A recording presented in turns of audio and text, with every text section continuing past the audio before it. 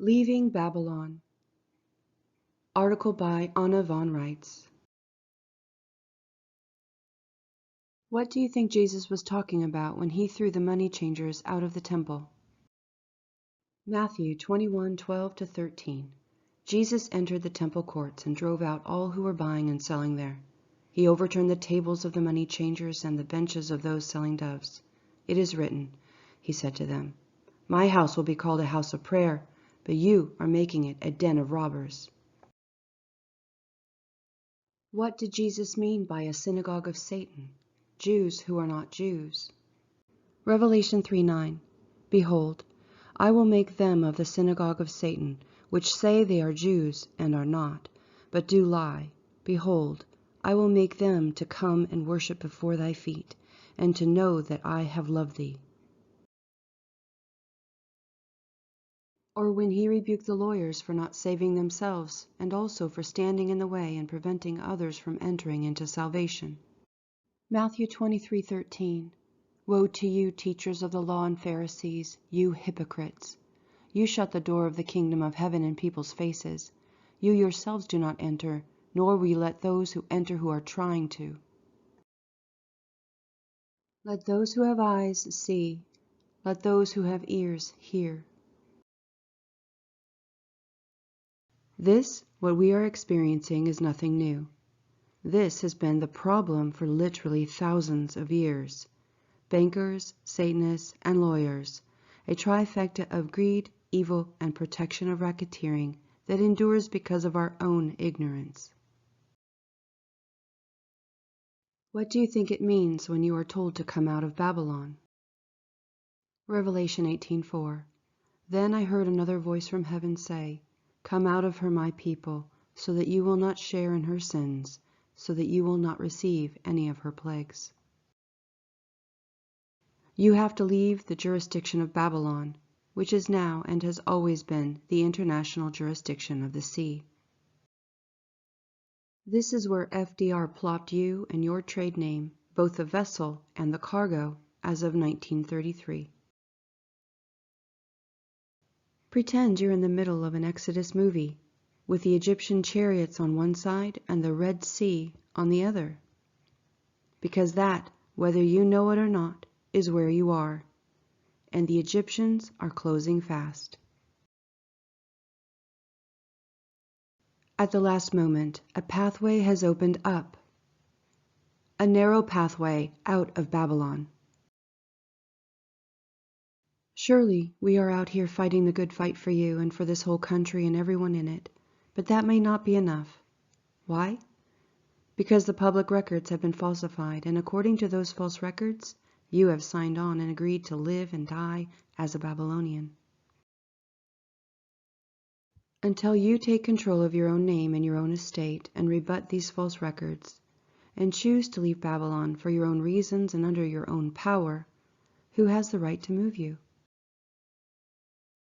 Put another way, you have to hike up your own skirts and walk through the Red Sea all by yourself, even after the pathway is set before you. We are doing all we can, but you need to take action for yourself, for your own family, to write your own names in the Book of Life. Ever wonder what that means? Book of Life?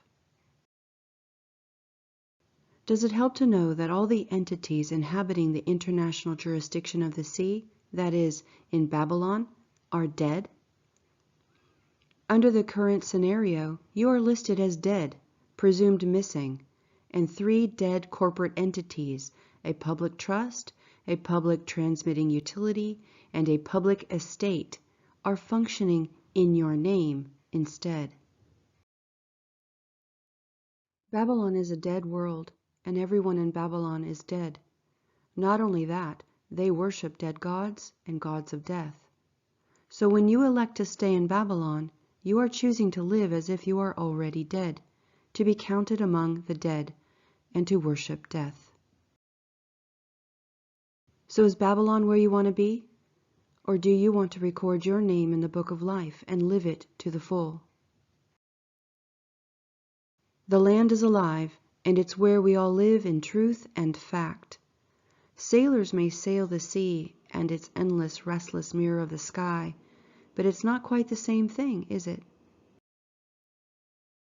When we record our trade names and establish our permanent domicile on the land and soil, we are leaving Babylon behind, writing our names in the book of life, the records of the land jurisdiction where we belong and where we live and breathe. And who are the clerks of the county, the court, and the land recorder's office? They are the clerics, the high priests and priestesses, keeping the records of your choices in a religious system, in a system of law that took shape thousands of years before the Egyptians. So where is your name? Drifting around, listed as missing, presumed lost at sea.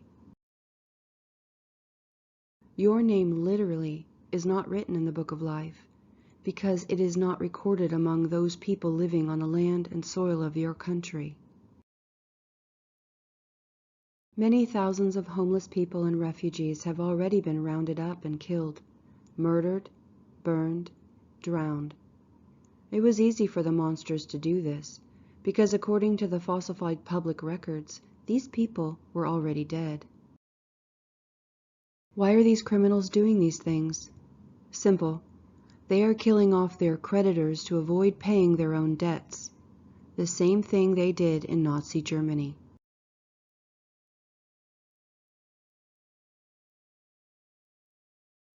Remember the parable of the wide and the narrow path? Right now, those of you who are reading this are on the narrow path out of Babylon. No doubt that those on the wide path are looking at you funny and laughing and insulting you and accusing you of all sorts of things, even as they do with me. Shake off the dust, smile, and keep moving. We have reduced it down to the barest, simplest process to reclaim your political status and reinstate yourselves as living men and women. It's available for free at www.annavonreitz.com. Look toward the bottom of the page for the article number 928 called Basic Package of Editable Forms. I have shared the monumental work of others who compiled We the Sheeple versus the Bankers, in hopes that you will share it with the doubters in your own families and among your own friends, to open their eyes and save them, too. Jesus told us, Gandhi told us, JFK told us, MLK told us, the millions who died in all these senseless wars, they've all told us. And now, you have first-hand testimony and accounts from 3 centuries worth of famous people and public officials from around the world bearing witness to this same truth.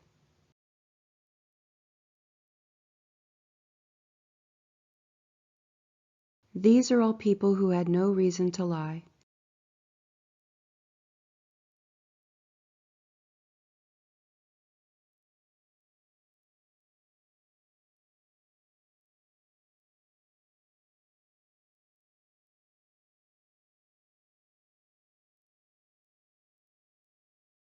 It's time to leave Babylon. Place your names in the book of life, both in your family Bibles and in the public records of the land jurisdiction. Don't wait any longer. The Nazi swastika is the reversed image of the Aryan symbol for life and good luck. The swastika means death and bad luck, literally. And that's exactly what they, the British perpetrators of the Second World War, fully intended for the German people who were deceived by Hitler. Yes, they were at the bottom of that pile of dog dung too. This is an example of how these people think and how they operate. They planned the Second World War in 1877. They chose the swastika as the German emblem. They groomed Hitler every step of the way. They started the Reichstag fire. They arranged the bombing of Pearl Harbor. They sent FDR as their representative to the Geneva Conventions of 1930, where he sold this country down the drain. During the London Winter Olympics, I watched them in their neo-Druid robes marching silently around a giant effigy of a dead baby, and I knew exactly what it meant. They were placing a binding spell on the effigy an effigy representing all the dead babies they had created on paper in America and Australia, in England and Scotland and Canada and Ireland and France and in Germany, yes, throughout the world. They were celebrating their lies and their fraud and their god of death and their dedication to eternal war.